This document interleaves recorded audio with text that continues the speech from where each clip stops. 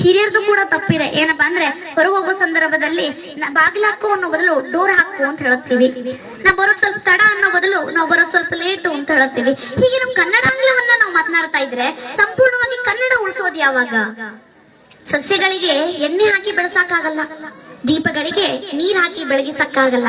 ಅದೇ ರೀತಿ ನಮ್ಮ ಕನ್ನಡವನ್ನು ಯಾವುದೇ ಇಂಗ್ಲಿಷ್ ನಲ್ಲೋ ತೆಲುಗುದಲ್ಲೋ ತಮಿಳ್ನಲ್ಲೋ ಮಾತನಾಡಿ ನಮ್ಮ ಕನ್ನಡವನ್ನ ಉಳಿಸಕ್ಕಾಗಲ್ಲ. ನಮ್ಮ ಕನ್ನಡವನ್ನ ಉಳಿಸ್ಬೇಕು ಅಂದ್ರೆ ಏನಿದ್ರು ಕನ್ನಡದಲ್ಲೇ ಮಾತನಾಡಬೇಕು ಅಂತ ನೋಡಿ. ನಮ್ಮ ಕನ್ನಡ ಅಂತ ತಗೊಂಡಾಗ ಬಹಳಷ್ಟು ಕವಿಗಳು ಬರ್ತಾರೆ. ಕವಿಗಳು ಅಂತ ತಗೊಂಡಾಗ ಪಂಪ ತಗೊಳ್ಳಿ, ರನ್ನ ತಗೊಳ್ಳಿ, ಜನ್ನ ತಗೊಳ್ಳಿ, ಎಲ್ಲರೂ ಬರ್ತಾರೆ. ತಮ್ಮ ಒಂದು ಭಾವನೆಯನ್ನ ಹಾಡಿನ ಮೂಲಕ ಜನರಿಗೆ ಸಂದೇಶವನ್ನ ಹೇಳುತ್ತಾರೆ ಅಂತ ನೋಡಿ. ಬಾರಿಸು ಕನ್ನಡ ಡಿಂಡಿಮುವ ಎಂಬ ಒಂದು ಪದ್ಯವನ್ನ ಈ ಕುವೆಂಪು ಹೇಳುತ್ತಾರೆ. ಎಲ್ಲಾದರೂ ಇರು ಎಂತಾದರೂ ಇರು ಎಂಬ ಒಂದು ಪದ್ಯವನ್ನ ಕುವೆಂಪು ಬರೀತಾರೆ. ಎಲ್ಲಾದರೂ ಇರು ಎಂತಾದರೂ ಮತ್ತು ಕುವೆಂಪುರ ಬರೀತಾರೆ. ಮತ್ತೆ ಇನ್ನೊಂದು ಏನಪ್ಪಾ ಅಂದ್ರೆ ಉದಯವಾಗಲಿ ನಮ್ಮ ಚಲುವ ಕನ್ನಡ ನಾಡು, ಅದನ್ನ ಕುಯಿಲ್ಗೋಳ್ ನಾರಾಯಣರಾಯರು ಬರೀತಾರೆ. ಹಚ್ಚೇವು ಕನ್ನಡದ ದೀಪ, ಅದನ್ನ ಜಿ.ಎಸ್. ಕರ್ಕಿ ಅವರು ಬರೀತಾರೆ.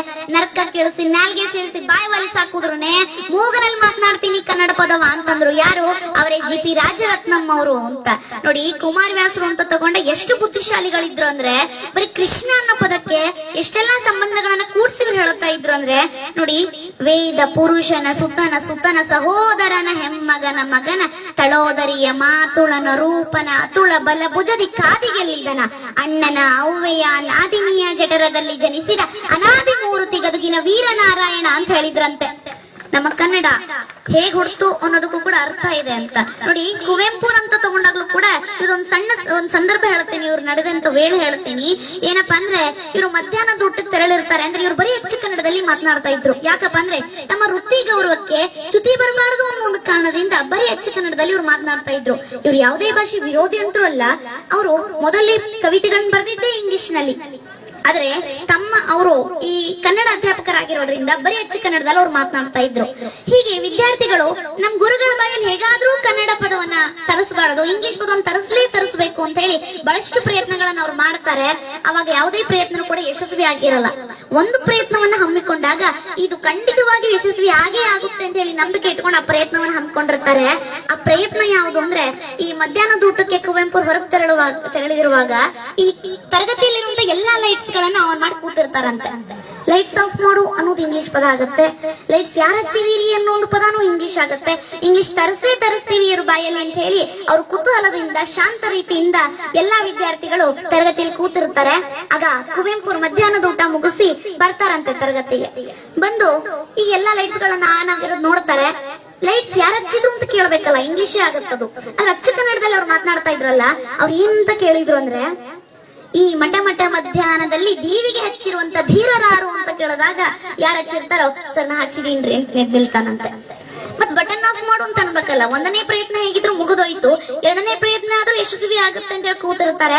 ಬಟನ್ ಆಫ್ ಮಾಡಿದ್ರೆ ಲೈಟ್ಸ್ ಆಫ್ ಆಗೋದು, ಮತ್ತೆ ಇಂಗ್ಲಿಷ್ ಪದನೇ ಆಗುತ್ತಲ್ಲ ಇದು. ಅವಾಗ ಏನ್ ಹೇಳ್ತಾರೆ ಅಂದ್ರೆ ಎಲೆ ಅಧಮ ಅದುಮು ಆ ಗುಂಡಿಯನ್ನು ಅಂತ ಹೇಳಿದ್ರಂತೆ. ಏನಪ್ಪಾ ಅಂದ್ರೆ ಅಧಮ ಅಂದ್ರೆ ದಡ್ಡ, ಈ ಅದುಮು ಅಂದ್ರೆ ಒತ್ತು, ಗುಂಡಿ ಅಂದ್ರೆ ಬಟನ್ ಅಂತ. ಎಲೆ ಅಧಮ ಅದುಮು ಆ ಗುಂಡಿಯನ್ನು ಅಂತ ಹೇಳಿದ್ರಂತೆ. ಅವಾಗ ವಿದ್ಯಾರ್ಥಿಗಳಿಗೆ ಅನ್ಸುತ್ತೆ ನಮ್ ಗುರುಗಳೇ ಕನ್ನಡದ ಮೇಲೆ ಇಷ್ಟ ಅಭಿಮಾನ ಪಡುವಾಗ ನಾವ್ಯಾಕ್ರಿ ಸುಮ್ಬಿಡ್ಬೇಕು, ನಾವು ಕೂಡ ಕನ್ನಡವನ್ನ ಮಾತನಾಡೋಣ ಅಂತ ಹೇಳಿ ಅವರು ಕೂಡ ಕನ್ನಡವನ್ನ ಮಾತನಾಡ್ಲಿಕ್ಕೆ ಶುರು ಮಾಡಿದ್ರು ಅಂತ. ಇದು ನಮ್ಮ ಕನ್ನಡ ಭಾಷೆಗೆ ಒಂದು ಶ್ರೀಮಂತಿಕೆ ಅಂತ ನೋಡಿ. ಈ ಇಂಗ್ಲಿಷ್ ಹುಟ್ಟಿದ್ದು ಸಂಸ್ಕೃತ ಭಾಷೆಯಿಂದಲೇ ಅಂತ ಹೇಳಬಹುದು. ನಾವು ಸಂಸ್ಕೃತ ನೆಲದಿಂದ ಹುಟ್ಟಿದವರು, ನಾವು ಹೆಮ್ಮೆ ಪಡಬೇಕು ಸಂಸ್ಕೃತ ಭಾಷೆಗೆ. ನೋಡಿ, ನಾವು ಸಂಸ್ಕೃತದಲ್ಲಿ ಅಣ್ಣನಿಗೆ ಏನಂತ ಕರಿತೀವಿ? ಭ್ರಾತೃ ಅಂತ ಕರಿತೀವಿ. ಅದು ಇಂಗ್ಲಿಷ್ ನಲ್ಲಿ ಬ್ರದರ್ ಅಂತ ಆಯ್ತು. ನಾವು ಮಾತೃಗೆ ನಮ್ ತಾಯಿಗೆ ಮಾತೃ ಅಂತ ಕರೆದ್ರೆ ಅದು ಇಂಗ್ಲಿಷ್ ನಲ್ಲಿ ಮದರ್ ಅಂತ ಆಗುತ್ತೆ.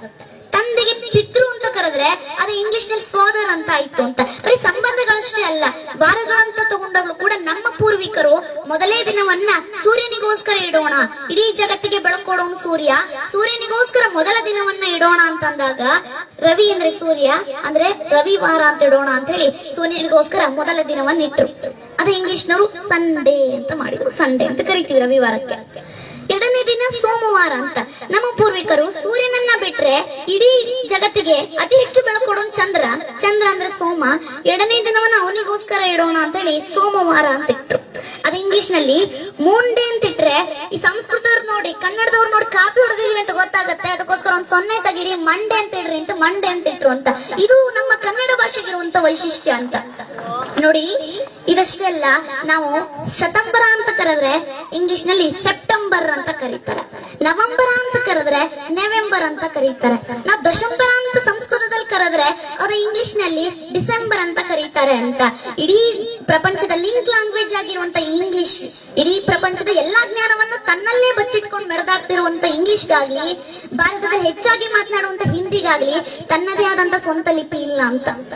ಇಂಗ್ಲಿಷು ಲ್ಯಾಟಿನ್ ಲಿಪಿಯನ್ನ ಬಳಸ್ಕೊಂಡು ಬರೆದ್ರೆ, ಹಿಂದಿ ದೇವನಾಗರಿ ಲಿಪಿಯನ್ನ ಬಳಸ್ಕೊಂಡು ಬರೀತಾರೆ. ಆದ್ರೆ ನಮ್ಮ ಕನ್ನಡ ಇದೆಲ್ಲದರ ನಡುವೆ ತನ್ನದೇ ಆದಂತ ಸ್ವಂತ ಲಿಪಿಯನ್ನಿಟ್ಟು ಅಗ್ರಪಂಕ್ತಿಯಲ್ಲಿ ನಿಲ್ಲುತ್ತಲ್ಲ, ಇದು ನಮ್ಮ ಕನ್ನಡದ ವೈಶಿಷ್ಟ್ಯ ಅಂತ. ಕನ್ನಡ ಒಂದು ಅಕ್ಷರ ಹುಟ್ಟಬೇಕು ಅಂದ್ರೂ ಅದರಿಂದ ದೊಡ್ಡ ನಿಯಮ ಇದೆ ಅಂತ. ಹೊಟ್ಟೆಯಿಂದ ಏನು ಉಸಿರು ಹೊರಗಾಗ್ತೀವಲ್ಲ ಆಗ್ಲೇ ಅಕ್ಷರಗಳು ಹುಟ್ಟುತ್ತವೆ. ಅ ಆ ಇ ಈ ಊರು ಎ ಎ ಐ ಒ ಓ ಔ ಅಂತ ಹೇಳ್ಬೇಕಾದಾಗ ನಮ್ಮ ಹೊಟ್ಟೆಯಲ್ಲಿರೋ ಉಸಿರನ್ನ ಹೊರಗೆ ಹಾಕುವಾಗ ತಡೆಯುವಂತ ಯಾವುದೇ ರೀತಿ ವ್ಯವಸ್ಥೆ ಇರೋಲ್ಲ. ಸುಮ್ನೆ ಹೊರಗೆ ಬಂದ್ಬಿಟ್ರೆ ಸಹಜವಾಗಿ ಸ್ವರ ನಿರ್ಮಾಣ ಆಗುತ್ತೆ ಅಂತ. ಎರಡನೇದಾಗಿ ಬರುತ್ತೆ ವ್ಯಂಜನಾಕ್ಷರಗಳು. ಕ ಕ ಗ ಗ ಂಗ ಅಂತ ಹೇಳುವಾಗ ಹೊಟ್ಟೆಯಲ್ಲಿರೋ ಉಸಿರನ್ನ ಕಂಠದ ಆಳದಲ್ಲಿ ತಡೆ ಹಿಡಿತೀವಿ, ಕ ಕ ಗ ಗ ಂಗ ಆಗುತ್ತೆ. ನಾಲ್ಗೆ ತುದಿಯನ್ನ ಮುಂಭಾಗಕ್ಕೆ ಎತ್ತಿ ಅಲ್ಲೇನಾದ್ರೂ ಉಸಿರು ತಡೆ ಹಿಡಿದು ಹೇಳಿದ್ರೆ ಚ ಚ ಜ ಜನ್ಯ ಆಗುತ್ತೆ. ನಾಲ್ಗೆಯನ್ನ ಹೊಳಿಸಿ ತುದಿಯ ಒಳಭಾಗಕ್ಕೆ ಹೊಡೆದು ಅಲ್ಲೇನಾದ್ರೂ ಉಸಿರು ತಡೆ ಹಿಡಿದು ಹೇಳಿದ್ರೆ ಟ ಟ ಡ ಡ ಣ ಆಗುತ್ತೆ.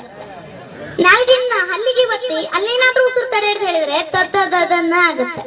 ಹೊಟ್ಟೆಯಲ್ಲಿರೋ ಉಸಿರನ್ನ ಹೊರಗೆ ಹಾಕುವಾಗ ಎರಡು ತುಟಿಗಳು ಅಡೆತಡೆ ಮಾಡಿದ್ರೆ ಪ ಪ ಪ ಪ ಮ ಆಗುತ್ತೆ ಅಂತ. ಎಷ್ಟು ವೈಜ್ಞಾನಿಕ ಅಂತ. ಕಂಠದ ಆಳದಿಂದ ಶುರು ಮಾಡಿ ತುಟಿಯವರೆಗೂ ಗಾಳಿಯನ್ನ ತಡೆಯೋ ಒಂದೊಂದು ಜಾಗದ ಮೂಲಕ 5 ಅಕ್ಷರಗಳೇನು ಹುಟ್ಟುತ್ತಾವಲ್ಲ, ಅದು ನಮ್ಮ ಕನ್ನಡದ ವೈಶಿಷ್ಟ್ಯ ಅಂತ. ಓದಿದ್ದನ್ನ ಬರೆಯುವಂತಹ, ಬರೆದಿದ್ದನ್ನ ಓದುವಂತಹ, ಮಾತನಾಡಿದ್ದನ್ನ ಬರೆಯುವಂತ ಸಾಮರ್ಥ್ಯ ಇರೋ ಭಾಷೆ ನಮ್ಮದು. ಅದು ಕೆಲವು ಭಾಷೆಗೆ ಮಾತ್ರ ಇದೆ ಅಂತ. ಕನ್ನಡ ನನ್ನ ಮನಸ್ಸು, ಕನ್ನಡ ನನ್ನ ಕನಸು, ಕನ್ನಡವೇ ನನ್ನ ಹೆಮ್ಮೆಯ ಸೊಗಸು, ಕನ್ನಡಿಗರ ಬಾಯಲ್ಲಿ ಕನ್ನಡ ಇಲ್ಲದೆ ಹೋದ್ರೆ ನನಗೆ ಮುನಿಸು ಅಂತ ಹೇಳುತ್ತಾ ನನ್ನ ಒಂದು ಮಾತುಗಳನ್ನ ಮುಗಿಸ್ತೇನೆ. ನಾವು ಮಾತನಾಡಲಿಕ್ಕೆ ಅವಕಾಶ ಮಾಡಿಕೊಟ್ಟಂತ ತಮ್ಮೆಲ್ಲರಿಗೂ ಧನ್ಯವಾದಗಳು. ಚಿಕ್ಕವಳು ಎಲ್ಲಾದ್ರೂ ತಪ್ಪಿದ್ರೆ ಕ್ಷಮಿಸಿ.